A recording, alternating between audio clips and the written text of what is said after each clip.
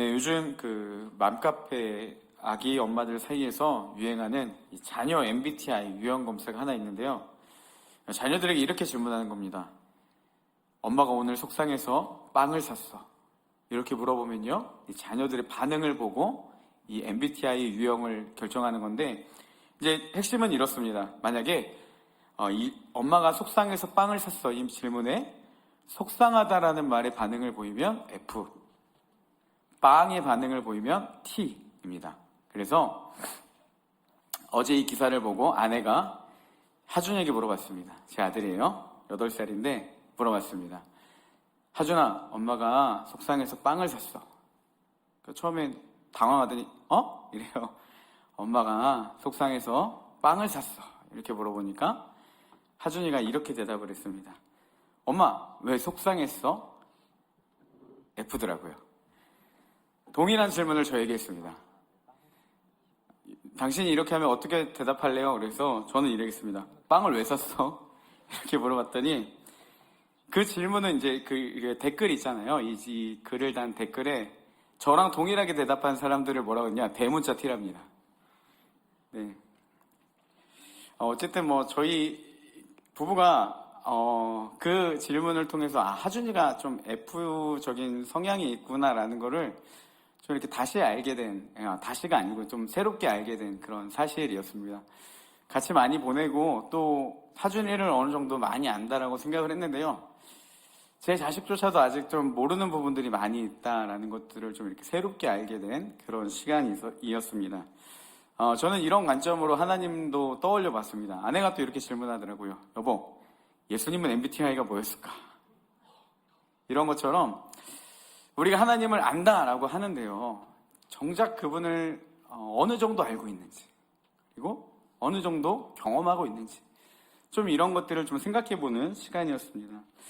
우리가 나름 하나님을 안다, 그리고 많은 것들을 통해서 하나님을 안다라고 생각을 하지만 정작 하나님을 우리가 정확히 그리고 모든 것을 다 알고 있지는 않다라는 것이죠.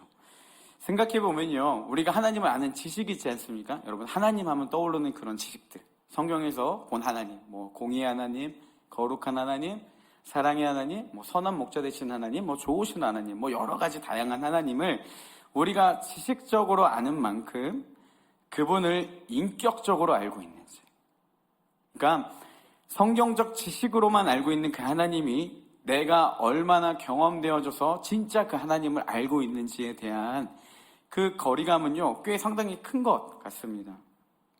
그래서 사랑의 하나님이라는 것을 우리가 지식적으로 알고 있지만, 그럼 그 사랑의 하나님이 어떤 사랑을 우리 가운데 하셨고, 그리고 나에게 어떠한 영향력을 주었는지, 그 사랑이 정말 어떤 사랑인지는 우리가 경험한 만큼만 알 수 있다라는 것이죠. 여러분, 우리가 하나님을 알아가는 것이요, 신앙생활에는 굉장히 중요합니다. 전 예수전도단 대표인 홍성호 목사님은 이 하나님을 인격적으로 아는 것과 그렇지 않고 지식적으로만 아는 사람들의 상태가 굉장히 다르다라는 것들을 어떻게 설명하시냐면, 생명이 있고 없는 차이와 같다, 이렇게 구분을 할 정도로, 여러분, 우리가 하나님을 인격적으로 아는 것은 굉장히 신앙생활에서 중요한 부분이라는 사실입니다. 우리가 하나님을 바로 알 때, 하나님을 인격적으로 바로 알 때 우리의 삶 가운데 어떤 일들이 나타나고 또 어떻게 되는지 오늘 본문에 나타나는 이 내용들을 나눠보면서 하나님을 알기에 더 힘쓰고 또 하나님을 더 깊이 사랑하는 우리 청년부가 되기를 소망합니다. 그래서요, 이제 몇 가지를 좀 3가지만 살펴보려고 합니다. 첫째는 무엇이냐면요, 여러분, 예수님을 바로 알아야 된다는 것입니다. 우리가 예수님을 인격적으로 만나게 될 때 어떻게 되냐? 그분을 바로 알게 된다는 거죠. 그러니까 지식적인 하나님이 아니라 진짜 그분이 어떠한 분이신지를 알게 된다는 것입니다. 또 우리가 이 예수님에 대한 바른 알미 있을 때 그것은 믿음으로 이어지고, 이 믿음은요, 삶을 변화시키는 능력으로 나타난다라는 사실입니다. 오늘 말씀에 나타나는 사도들의 모습을 통해서도요, 이러한 부분들을 우리가 잘 볼 수 있습니다. 여러분, 사람마다 이 터닝 포인트가 있지 않습니까? 여러분도 각자 나름대로의 그 인생마다의 터닝 포인트가 있었을 텐데, 사도들의 삶의 가장 큰 터닝 포인트라고 한다면 예수님이 부르시는 그때도 맞겠지만, 저는요, 오순절 성령 강림 사건으로 보고 있습니다. 왜냐하면 이 오순절 성령 강림 사건 이전의 제자들의 모습과 이 사도들이죠. 그러니까 이 이후에 예수님의 제자들, 그러니까 사도들의 모습이 너무나도 많이 달랐고, 이들이 진짜 예수님에 대해서 알았던 시기는요, 이 오순절 성령 강림 사건 이후였다라는 것이죠. 제자들이요, 이전에도, 오순절 성령 강림 사건 이전에도, 그러니까 성령 체험 이전에도 예수님과 함께 하면서 예수님의 가르침을 받았습니다. 여러분, 제자로서 그 함께 3년간 동고동락했다라는 것은요, 아마 많은 가르침을 받았을 것입니다. 그리고 놀라운 기적들도 경험했죠. 하지만 안타까운 건 무엇이냐? 그들의 삶이 온전한 변화의 자리까지는 나아가지 못했다라는 것이죠. 한 예로 누가복음 22장 우리 24절 말씀인데요.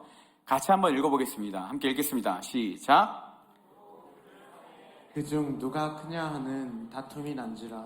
네, 무슨 말이냐면 이제 제자들끼리 다툼이 났습니다. 막 누가 서로 크냐 이렇게 싸움이 났어요. 오늘 이 말씀의 앞의 내용은 어떤 내용이냐면요. 그 흔히 말하는 우리 최후의 만찬, 그죠? 예수님이 이제 십자가에 달리시기 전에 제자들과 이 성만찬을 나눈 그 내용이 나오고 바로 뒤에 이야기가 이 다툼이 있는 이야기입니다. 또 이 장면 이후에는 어떤 장면이 나오냐면 우리가 잘 알고 있는 이 겟세마네 동산에서 예수님이 십자가에 달리시기 바로 직전에 3번 기도하신 내용이 나타납니다. 그러니까 이 시기, 이 다툰 시기를 어떻게 볼 수가 있겠습니까? 3년 동안 예수님께 많은 훈련을 받고 이제 마무리, 이별을 앞둔 그 시기예요. 이해되시죠? 그러니까 많은 것들을 배웠던 시기였습니다. 그때 이 잘 훈련된, 어떻게 보면 예수님의 모든 훈련을, 공생애 기간의 훈련을 끝내 거의 앞두고 있는 이 제자들이 다투고 있었다는 거예요. 그럼 뭐로 다투고 있었냐? 누가 크냐? 이 문제를 가지고 다투고 있었다는 것입니다. 아마 제자 중에 한 명이 좀 오지랖을 떨었을 것 같아요. 갑자기 야, 예수님이 왕으로 오시면 누가 한 자리 할까? 누가 가장 또 우리 중에 누가 큰 자리 할까? 뭐 이제 뭐 그 얘기로 시작해서 뭐 나야, 야 내가 나야, 난 예수님이 3명 데리고 갈 때 나도 있었어. 뭐 이러면서 막 자기들끼리 이제 얘기를 하지 않았겠습니까? 그러다 보니까 이제 다툼이 생겼던 자리였습니다.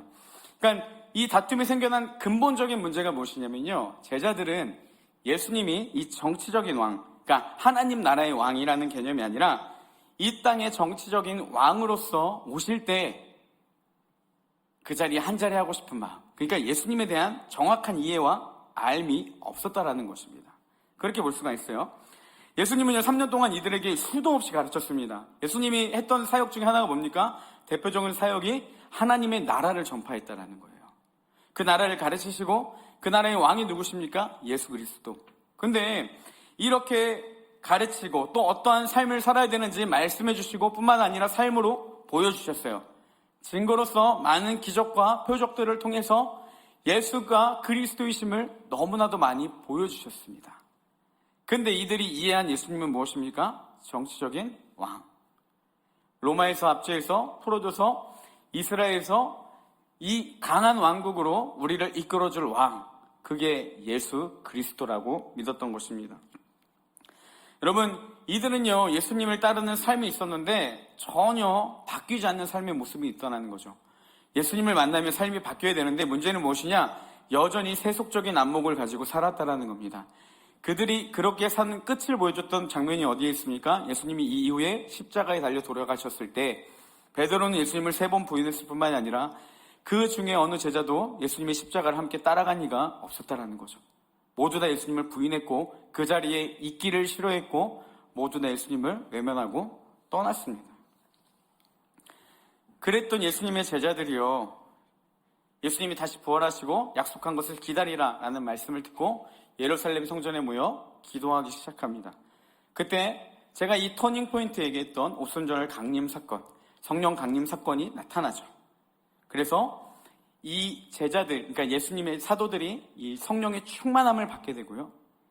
그 이후로 기록된 말씀이 이 사도행전에 계속해서 나타나 있습니다. 이들은요, 예수님의 제자로서 공생애 동안 살았던 그들과는 너무나도 딴판의 모습을 하고 있다는 거죠. 예수님이 십자가에 달리실 때는 예수님과 엮여서 자기도 해를 입을까봐 두려워하고 무서워했던 제자들이 오늘 본문에 보면요, 조금도 부끄러워하지 않고 오히려 당당하게 예수님을 전하는 그런 모습의 사도들을 볼 수가 있다는 것이죠.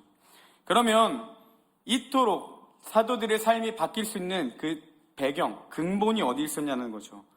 바로 이들이 예수님을 바로 알았기 때문이라는 사실입니다. 여러분, 예수님의 영인 성령님께서 제자들에게 충만하게 임하셨을 때 나타난 역할이 뭐냐? 그들이 비로소 예수 그리스도가 정치적인 왕이 아니라 이 땅의 그 영혼의 구원자 그리스도이심이 나타났다는 사실입니다. 그래서 그 알미 믿음으로 왔고 이 믿음이 그들의 삶의 변화로 나타났다는 사실입니다.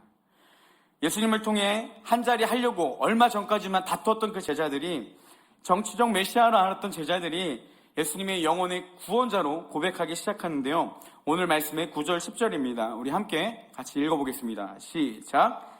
만일 병자에게 행한 착한 일에 대하여 이 사람이 어떻게 구원을 받았느냐고 오늘 우리에게 질문한다면 너희와 모든 이스라엘 백성들을 알라. 너희가 십자가에 못 박고 하나님이 죽은 자 가운데서 나사렛 예수 그리스도의 이름으로 이 사람이 건강하게 되어 너희 앞에 섰느니라. 네, 이 얘기는 이겁니다. 이 4장 앞절에 나온 3장에서 성전 미문에서 구걸하던 자를 고쳤죠. 그 일로 인해서 이제 어떻게 됐냐라고 묻자, 너가 무슨 이름과 누구의 능력으로 이 일을 행했냐라고 묻자, 사도들은 예수 그리스도의 이름으로 그가 구원받았다, 이렇게 전하고 있습니다. 그리고 12절에서도 보면요, 하나님이 예수 그리스도 외에 다른 구원받을 만한 이름을 너희에게 주신 적이 없다라고 이야기하면서 그 위협 가운데서도 당당하게 예수 그리스도를 전하는 모습을 보여주고 있습니다. 결국 사도들은요, 성령님을 통해서 예수님이 어떠한 분이신지를 진짜 알게 되는 그 증거가 오늘 말씀에도 나타났다라는 거죠. 예수님을 진짜 알자 사도들은요, 정말 삶이 180도 바뀌고 두렵고 외면했던 그 제자들이 아니라 예수님을 당당하게 전하는 그런 제자들의 모습을 본문에서 보여주고 있습니다. 여러분, 이처럼 성령님은요, 우리를 끊임없이 도우시는 분이십니다. 우리에게 하나님이 예수 그리스도가 어떠한 분이신지를 알게 해주시고 깨닫게 해주시며 하나님의 뜻대로 살 수 있도록 우리를 이끌어 주시는 분이 바로 이 성령 하나님이십니다.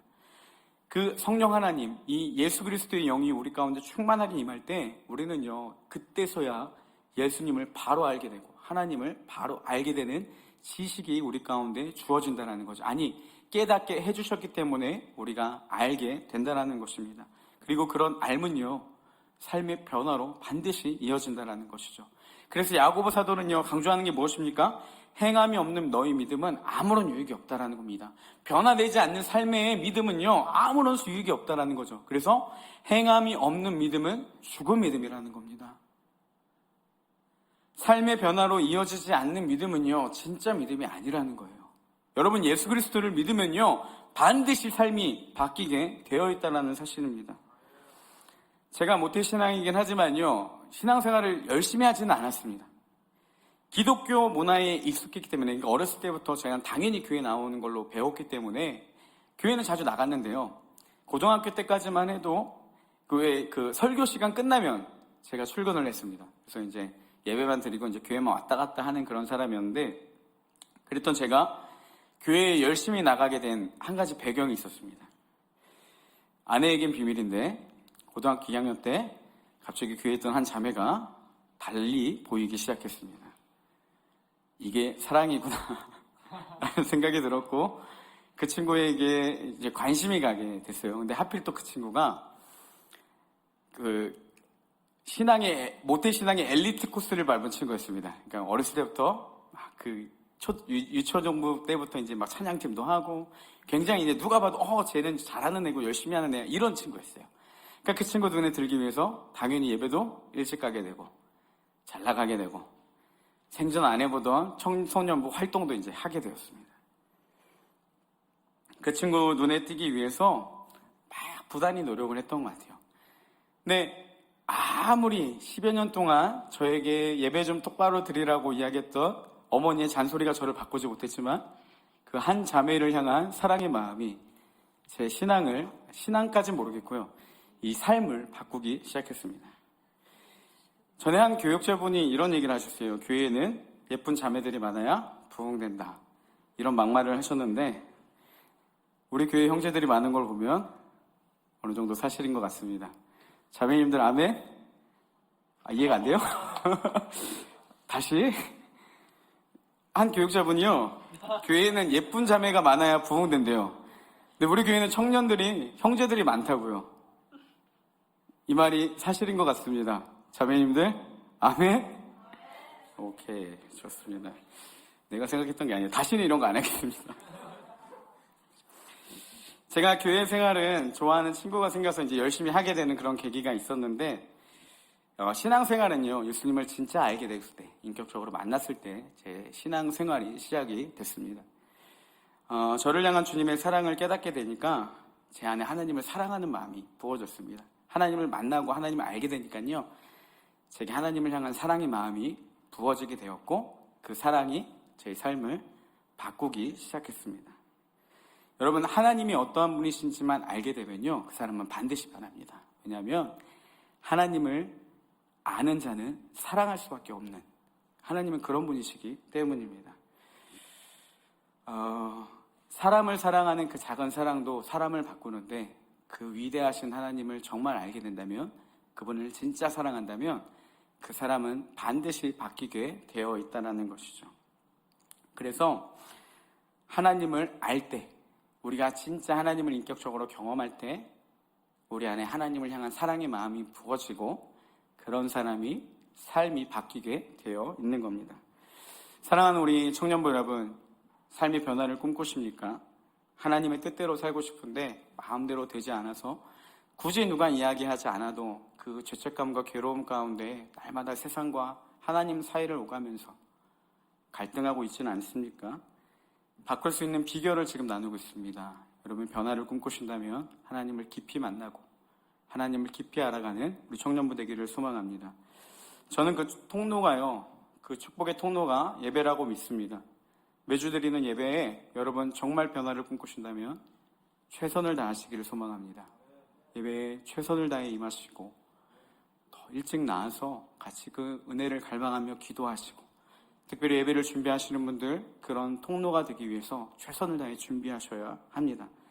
그때 우리가 모두가 하나 되어서 간절한 마음으로 하나님의 임재를 사모하고 하나님을 만나 변화를 꿈꾸며 갈망할 때 우리 삶 가운데 우리 청년부 예배를 통해서 하나님이 놀랍게 역사하실 것입니다.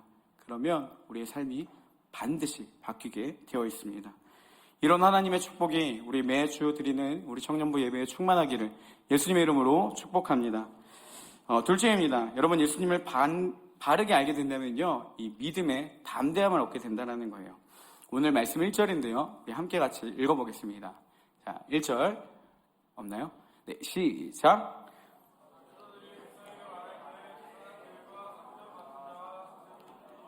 사두개인들이 이르러.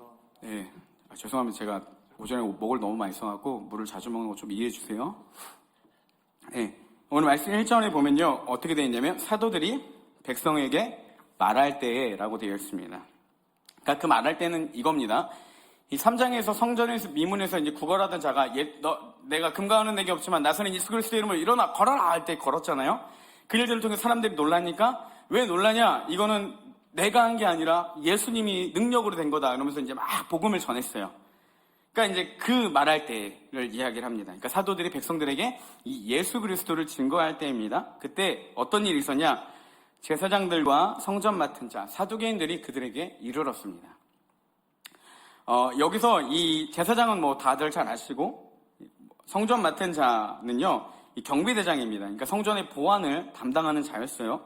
이들은 이 대제사장의 가문의 일원이고, 또한 이 성전에서는 두 번째 서열가는 높은 사람이었습니다. 그래서 이 성전 경비를 맡았던 당시의 레위인들을 리드하는 그런 역할을 가진, 어떻게 보면 이 권위 있는 그런 사람이 이 성전 맡은 자였습니다.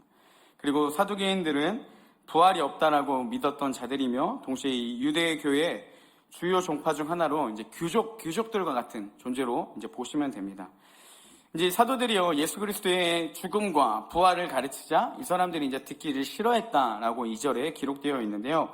이 싫어하다라는 말을요, 현대인 세번역은 격분했다라고 표현하고, 현대인 성경은 크게 분개했다라고 합니다. 그러니까 자신과 다른 가르침을 사도들이 가르치니까 이 사람들이 이제 화가 난 것입니다. 그러니까 이 정리하면 이 세 분류의 사람들은 그렇게 볼 수가 있죠.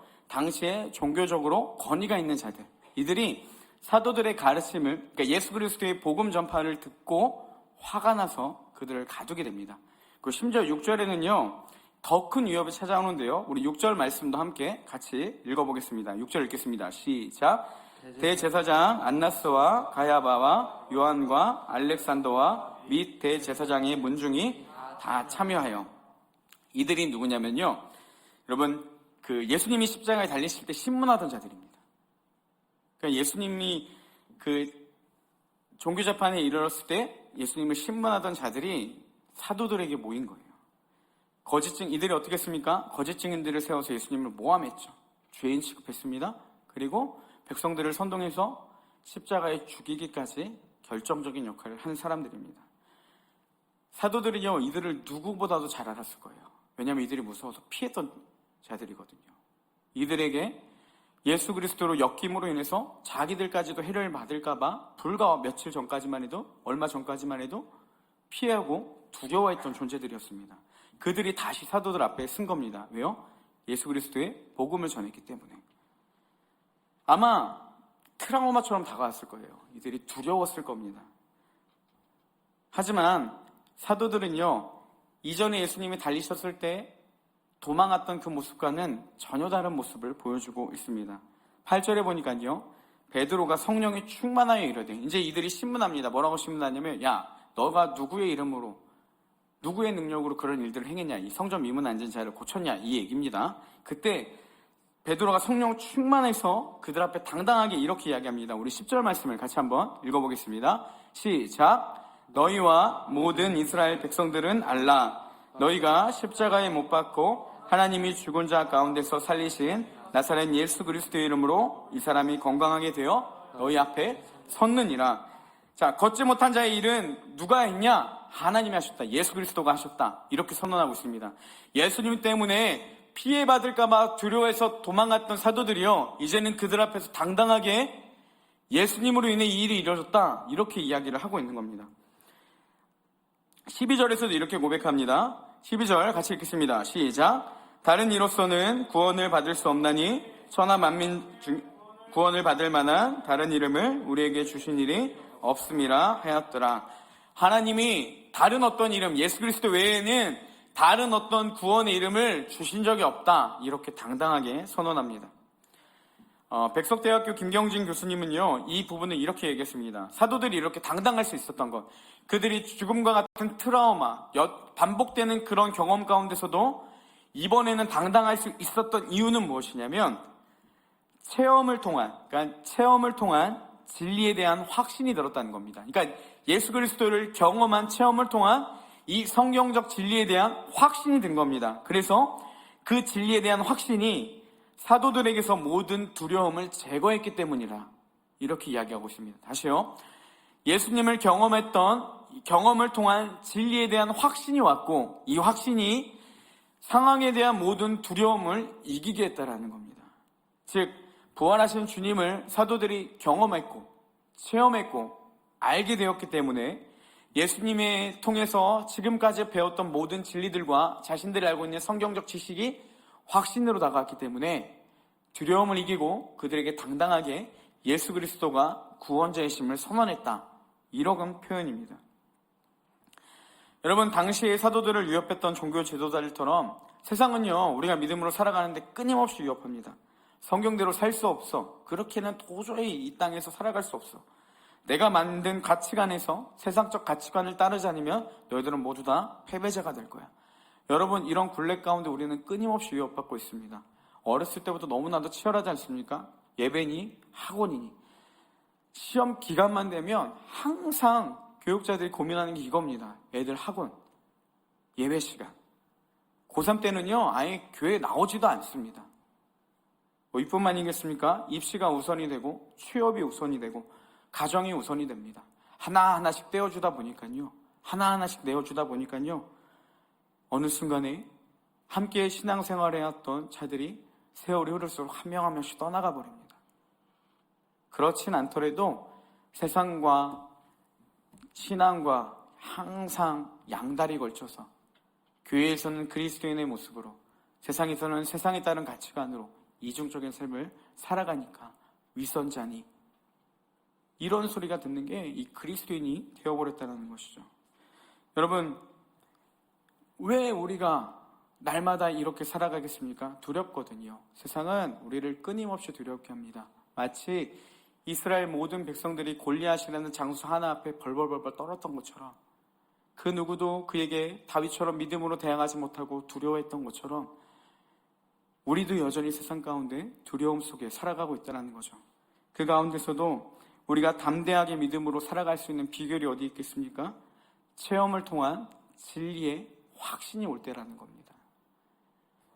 하나님을 믿음으로 그분을 알 때, 경험할 때, 성경이 확신으로 다가올 때, 이게 진짜구나라는 확신으로 우리 가운데 다가올 때요, 우리는 그 위협 속에서도 당당하게 하나님의 뜻대로 살아갈 수 있다는 것입니다. 그래서 제가 얘기했죠. 예수 그리스도를 알면 믿음으로 이어지고, 믿음은 삶의 변화로 나타나는 겁니다.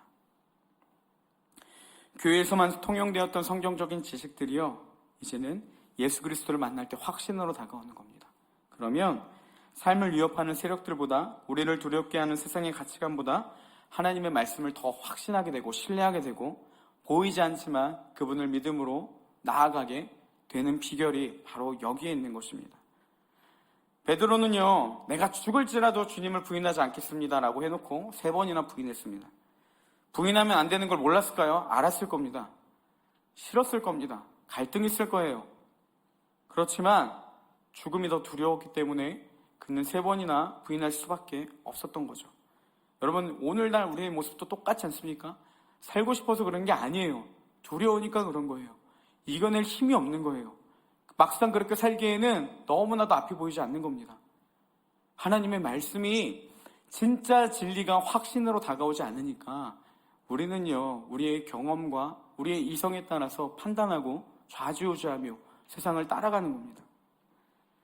그랬던 베드로의 삶이 바뀌었던 이유가 무엇입니까? 부활하신 주님을 만나고 나서 그 진리가 확신으로 바뀌기 시작했습니다. 그러자 그는 아무것도 보이지 않고 오직 예수 그리스도를 담대하게 전하며 믿음으로 살아가는 하나님의 놀라운 사도로 바뀌게 됐다는 겁니다. 여러분, 베드로가 뛰어난 사람이기 때문이 아닙니다. 그가 어떠한 신념이 강하거나 특출한 성격에 성품이 있어서가 아닙니다. 바로 부활하신 주님이 그를 만나주시고 그가 예수 그리스도를 바로 알게 될 때 이 놀라운 능력이 나타났다는 겁니다. 이것이 우리가 하나님을 인격적으로 만나야 되는 이유인 것입니다. 믿음으로 당당하게 살아가고 싶으십니까? 성경대로 한번 똑바로 나도 그들의 인물처럼 한번 살아보고 싶으십니까? 여러분, 주님을 만나면 가능합니다. 그러기에 우리가 예수 그리스도를 깊이 만나게 되면 지금까지 포기하지 못하고 마치 이것만 버리면 내가 죽을 것 같은 상황들, 두려운 모습들, 믿음대로 나아가지 못하는 우리를 끊임없이 방해하는 이 세력들로부터 진짜 자유를 누리게 된다는 사실입니다. 이 주님을 깊이 경험하는 우리 청년부 되기를 정말 진심으로 축복합니다. 그래서 믿음으로 당당하게 살아가는 우리 온사랑 모든 청년들이 되기를 주님의 이름으로 축복합니다. 마지막 3번째입니다. 여러분, 예수님을 알게 되면요, 예수님을 전하는 삶이 된다는 것입니다. 사도들은요, 자신을 변화시키신 그 복음의 능력을 경험했습니다. 그리고 또한 이 복음을 전하는 곳곳마다 삶이 변하게 되고 믿게 되는 놀라운 사람들이 바뀌게 되는 그 경험을 하게 되었습니다. 그래서 보면요, 1절에도 보니까 종교 지도자들이 와서 사도들의 가르침을 거짓이라고 주장합니다. 근데 결국 이 결과가 어떻게 됐냐? 4절에 보니까요, 남자만 약 5,000명이나 되는 사람들이 믿었답니다. 그들은 권력으로 사도들을 위협했지만 결국 증명된 건 무엇이냐? 이 5,000명이나 넘는 사람들이 예수 그리스도가 진짜임을 삶의 변화로 보여줬다는 것이죠. 14절 말씀도 함께 보겠습니다. 14절 말씀을 보면 또 병나은 사람이 그들과 함께 서 있는 것을 보고 비난할 말이 없는지라. 무엇인가요? 걷지 못한 사람들이 그들과 함께, 사도들과 함께 있었습니다. 변화된 사람을 보고 이 사람들이 그 사도들의 가르침에 비난을 할 수가 없었다는 겁니다. 16절도 함께 같이 읽겠습니다. 시작. 이 사람들을 어떻게 할까? 그들로 말미암아 유명한 표적이 나타난 것이 예루살렘에 사는 모든 사람들에게 알려졌으니 우리도 부인할 수 없는지라. 예수님의 가르침에 화가 났는데요, 복음의 표적이 나타나자 이들도 어떻게 할 수가 없었던 겁니다. 21절도 한번 보겠습니다. 시작. 관리들이 백성들 때문에 그들을 어떻게 처리할지 방법을 찾지 못하고 다시 위험하여 놓아주었으니 이는 모든 사람이 그 된 일을 보고 하나님께 영광을 돌리니라. 복음의 능력이 나타나자 사람들이 그 일을 보면서 하나님께 영광을 돌리게 됩니다. 그러니까 관리들도 어떻게 할 수가 없는 거예요. 어쩔 수 없이 사도들을 풀어줍니다. 그리고 그들이 했던 건 뭡니까? 고작 그냥 다시는 전하지 마라, 위협뿐이었다라는 거예요. 힘도 능력도 없는 사도들이 이렇게 당당할 수 있었던 이유는 무엇이냐? 복음의 능력이 나타났기 때문이라는 겁니다. 예수 그리스도가 증거되는 삶이 나타나자 그들은 오히려 더 신이 났습니다. 그래서 자신들의 생명을 위협하는 그 사람들 앞에 이렇게 선언합니다. 우리 19절 말씀도 한번 읽겠습니다. 시작. 베드로와 요한이 대답하여 이르되 하나님 앞에서 너희 말을 듣는 것이 하나님의 말씀을 듣는 것보다 옳은가 판단하라. 야, 내가 누구 말을 듣는 게 더 옳은가 니들이 생각해보라는 거예요. 이미 다 밝혀졌는데 너희들이 주장하는 게 옳은지 아니면 내가 전하는 예수 그리스도가 맞는지 판단하라는 겁니다. 너희 말을 듣는 것보다 하나님의 말을 듣고 내가 복음을 전하는 게 당연한 이치라는 것이죠. 배짱이 있었고 담대했습니다. 예수님을 죽음으로 몰아넣었던 자들이 예수님을 가르치지 말라고 경고했지만 그들은 오히려 담대하게 예수님을 전했다는 것이죠. 왜냐? 복음의 놀라운 능력이 그들의 모임 가운데, 그들의 주변 가운데 나타났기 때문인 겁니다. 이런 일들이 어디서부터 왔습니까? 그들이 예수 그리스도를 바로 알 때, 그들의 삶이 예수님을 증거하는 복음의 능력이 나타나는 삶으로 바뀌게 되었다는 것이죠. 하나님을 믿는 자들의 특징이 이것입니다. 여러분, 하나님을 믿는 자들, 바로 아는 자들의 특징은요, 예수 그리스도가 증거되는 삶을 살아간다는 것이죠. 그래서 예수 그리스도가 인정되어지는 능력이 삶 가운데 나타난다는 겁니다. 제가 VIP 1차 작정을 하면서 나눴습니다. 이런 얘기를 했죠. 삶의 영역에서 진짜 그리스도인으로 살겠다. 그런 마음과 결단하는 마음으로 VIP들을 작정하라고 했습니다. 그래서 그 사람을 보면서 내가 이 사람을 통해서 진짜 그리스도인으로 살아봐야 되겠다. 그런 영역과 그런 관계들을 각오하고 그걸 가지고 세 주까지 하나님 앞에 기도하는 겁니다. 주님, 내가 먼저 그리스도인으로 살게 해달라고. 내가 이 사람 앞에 떳떳한 그리스도인으로 살게 해달라고. 그리고 그 변화된 삶을 통해서 복음의 능력이 나타나서 이 사람도 바꾸는 하나님의 복음의 기적이 나타나게 해달라고. 여러분, 제 말이 틀린 게 없다면 이제는 우리가 믿음으로 반응해야 될 때라는 것이죠. 세축 기간을 준비하는 기간을 통해서 하나님이 먼저 나를 만나주시고 그 담대한 믿음을 가지고 예수 그리스도의 증인된 삶, 변화된 삶을 살아가며 그 사람에게도 영향력 있는 삶을 살아가기 위해 우리가 자신의 신앙을 결단하며 같이 VIP를 작정하자고 나눴습니다. 이런 의미로 다시 한번 권합니다. 아직까지도 작정하지 않으신 분들 꼭 하나님 앞에 결단하시고 세축 기간 동안에 내 삶의 영역 가운데 내가 여전히 그리스도인으로 살지 못해서 답답한 부분들 다시 한번 변화된 삶을 꿈꾸시기를 원하시는 분들 결단하시고 작정하셔서 함께 우리의 삶의 영역 가운데 예수 그리스도의 증인됨이 나타나는 삶, 변화됨을 통해서 하나님의 살아계심이 나타나는 그런 은혜의 삶이 있기를 소망합니다. 여러분, 항상 작정표가 예배 당 뒤편에 있으니까요. 기본적으로 5명은 꼭 작정해 주시고 더 이상이 되면 더 좋고요. 아니면 1명이라도 상관없으니까 꼭 마음에 결단하시고 언제든지 적으셔서 교역자나 아니면 리더들에게 전해주시면 저희가 그것들을 가지고 함께 같이 기도하겠습니다. 간혹 이럴 수도 있겠습니다. 마음으로 작정하면 되지 왜 강제로 시키는 거야? 자원하는 마음으로 하는데 왜 자꾸 그렇게 굳이 적어내라는 거야? 하나님은 마음의 중심을 보시는데 왜 괜히 그렇게 하지? 나는 시키면 더 안 하는 스타일이야. 이렇게 생각할지도 모르겠습니다. 근데 여러분 얘기 다 맞습니다. 틀린 얘기 하나도 없습니다. 굳이 적습니까? 하나님 보시고 하나님과 나의 1대1로 하면 가장 좋죠. 근데요, 여러분 교회 안에는 질서라는 게 있습니다. 그리고 하나님의 섭리라는 게 있습니다. 때로는요, 마음에 감동이 있어야 하지 그것도 맞지만 사랑이라는 거는요, 마음으로만 하는 게 아니라 의지를 들여서라도 하는 겁니다. 그리고 교회의 가르침과 사역에 함께 하는 것도 하나님의 뜻이자 하나님이 이곳 가운데 우리를 부르신 섭리임을 인정하셔야 된다는 거예요. 여러분, 다양한 방법들로 내가 그렇게 작정하고 교회의 일들 가운데 함께하지 않는 일들에 합리화를 시켰다면 여러분, 하나님이 이곳 가운데 나를 부르신 그 섭리 자체를 부정하는 격이 되는 겁니다. 어떤 게 옳은지 판단하시고 내가 정말 하나님의 온사랑 교회로 부르심을 받았다면 함께 같이 나아가야 될 의무가 있다는 것이죠. 제가 지금 명성교회 청년들에게 하는 얘기가 아닙니다. 옆에 있는 평강교회나 그런 친구들에게 하는 동강교회나 청년들에게 얘기하는 게 아니에요. 나는 지금 온사랑교회 우리 청년들에게 이야기하는 겁니다. 온사랑으로 하나님이 부르셨다면 함께 같이 신앙의 결단을 이루시고 같이 함께 내가 정말 예수 그리스도의 증인의 삶이 나타나길 원한다고 주님 나를 만나주시고 나를 변화시켜 주시고 내 삶에 그런 영향력 있는 복음의 능력이 나타나는 삶이 되도록 도와달라는 마음으로 같이 결단하시고 꼭 함께 동참해 주시는 우리 청년들 되기를 소망합니다. 그러면 진짜 유주열 목사님과 제가 그 명단 가지고 꼭 기도하겠습니다. 이제 말씀을 정리하겠습니다. 우리 찬양팀 나와주시고요. 우리 찬양하고 기도할 텐데 우리 세 가지만 꼭 기억했으면 좋겠습니다. 우리가 새 출구를 준비하며 반드시 경험해야 될 것이 있습니다. 먼저는 우리가 하나님을 깊이 만나는 은혜가 있어야 됩니다.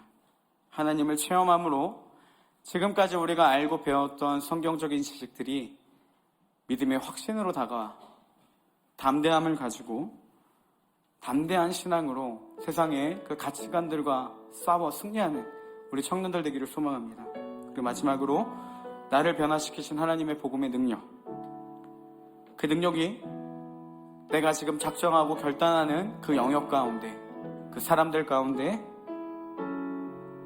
나타나서 그 모든 것들이 복음의 능력으로 변화되는 것들을 꿈꾸며 안 되겠지, 내 스스로의 이성으로 판단하는 것이 아니라 믿음으로 결단하시며 주님을 신뢰하며 함께 같이 나아가는 시간 되었으면 좋겠습니다. 우리 오늘 나눈 말씀을 같이 기억하며 함께 찬양하며 나아가겠습니다.